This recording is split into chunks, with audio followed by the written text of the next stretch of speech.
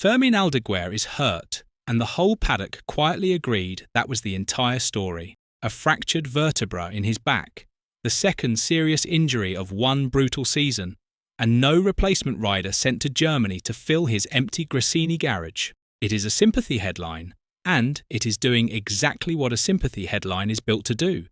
It keeps your eyes on the spine, while a very different sentence gets rewritten underneath it, because the report that actually moved this week has nothing to do with how his back is healing. It is about a promise Ducati made him back in March that means something much colder in July. So what did Ducati quietly take back? And why is Gigi Dall'Igna calling all of it nonsense? Here is why this is bigger than one injured rider and one contract line. What is being tested is what the phrase factory Ducati rider will even mean in 2027, and how many people are still allowed inside that phrase once the accountants have finished. This is the first season where cost-cutting reaches past the sponsors and the travel budgets, and starts rewriting what a young rider was already told he had. Every kid in Ducati's academy is watching how this one gets handled, because if the most protected prospect on the roster can have the word factory quietly pulled off his deal, nobody below him is safe from the same edit. Start with what is not in dispute, because the facts everyone agrees on are already strange enough. Aldeguer crashed in Friday practice at Assen and fractured a vertebra in his back. He was ruled out of the Dutch round, and now he is ruled out of the German Grand Prix at the Sachsenring as well, with doctors telling him to rest until after the summer break. His target now is Silverstone in August. That part is a normal, sad racing story. Here is the first odd part. When a training crash broke Aldeguer's leg and forced him out of the season opener, Ducati sent test rider Michel Pirot to fill in. This time, the same garage sits half empty and nobody is coming. Gresini is running one bike in Germany, Alex Marquez alone. A factory that spends what Ducati spends, leaving a Grand Prix bike in the garage rather than paying anyone to ride it, at least fits the mood of the report that came next. That report came out of Spain first, and it is blunt. Ducati is cutting its budget, and from 2027, only 2 riders on the entire Ducati roster will keep a contract financed directly by the factory. Those 2 are Marc Marquez and Pedro Acosta, the pairing that will run the official team. Everyone else, every satellite rider, comes off Borgo Panigale's payroll and gets paid by their own team. For Aldeguer, that means the VR46 squad he is joining picks up his full salary, not the factory. And here is the context almost nobody is putting next to that report. When Aldeguer's 2027 move was agreed back in March, it was not sold to him as a satellite deal. It was sold as the opposite, and his camp described it plainly at the time. Fermin will continue 2 more years with Ducati, and the contract is with the factory, with material and treatment of a factory rider, a factory contract, factory machinery, factory treatment, just wearing VR46 colours. That was the promise in those exact words, roughly 4 months before the budget report landed. Now hold that sentence next to this week's story. The one clause that made the deal special, the contract is with the factory, is the exact clause the cost-cutting is said to erase. He keeps the bike, he keeps the seat. What he loses is the single word that turned it from a sideways step into a promotion. And oh, there is one more part of this that should stop you cold. The rider now being held up as living proof that Ducati still protects its young talent is the same rider whose factory protection just got quietly rewritten.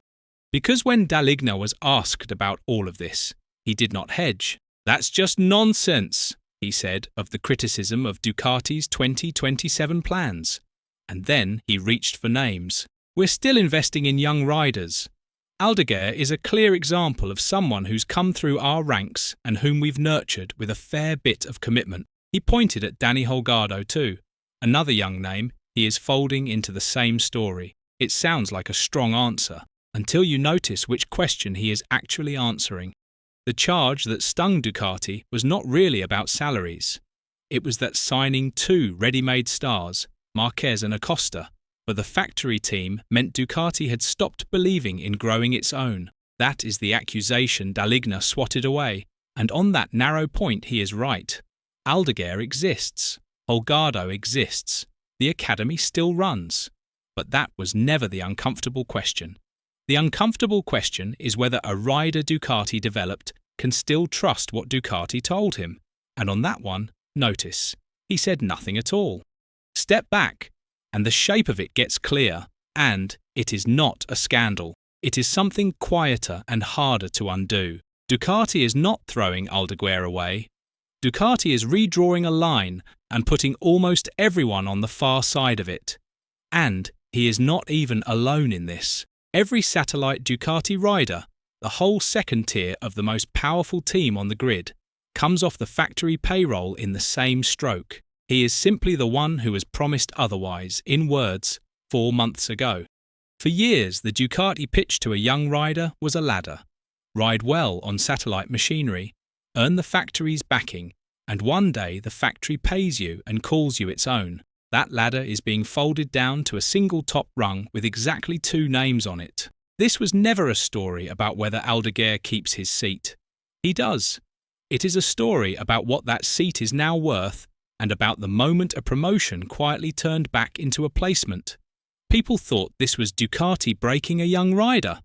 It is actually Ducati rewriting what a young rider is allowed to be promised. So strip it down to what is fair. The headline that says, Ducati broke Aldeguer's 2027 deal is overcooked, and you should distrust it. He has a Ducati for the next 2 years. His future in this sport is not in danger, and anyone selling you panic about his seat is selling you the wrong story. Dall'Igna is right that the academy still exists, right that Aldeguer and Holgado are real, right that the abandoning youth line is lazy. On the narrow words, he wins the argument. But he wins it by answering a question nobody serious was asking. The real one still sits there, untouched. Ducati made this rider a factory promise in the spring and, if the report holds, took the factory out of it by the summer, then used him as its proof of loyalty in the same breath. That is not cruelty, and it is not betrayal. It is just money, deciding quietly which words are still worth honouring. And when the cost-cutting is being pushed down from the group that owns Ducati, money tends to win those arguments every single time. So the real question was never whether Aldeguer is fit to race or fast enough to justify the seat. It is whether a factory's word still means what it did before the accountants walked into the room with their spreadsheets. Do you think Ducati genuinely owed him that clause? Or is this just the reality of modern racing now? Let us know exactly where you stand in the comments below. And once you have done that, make sure to click on the video appearing on your screen right now.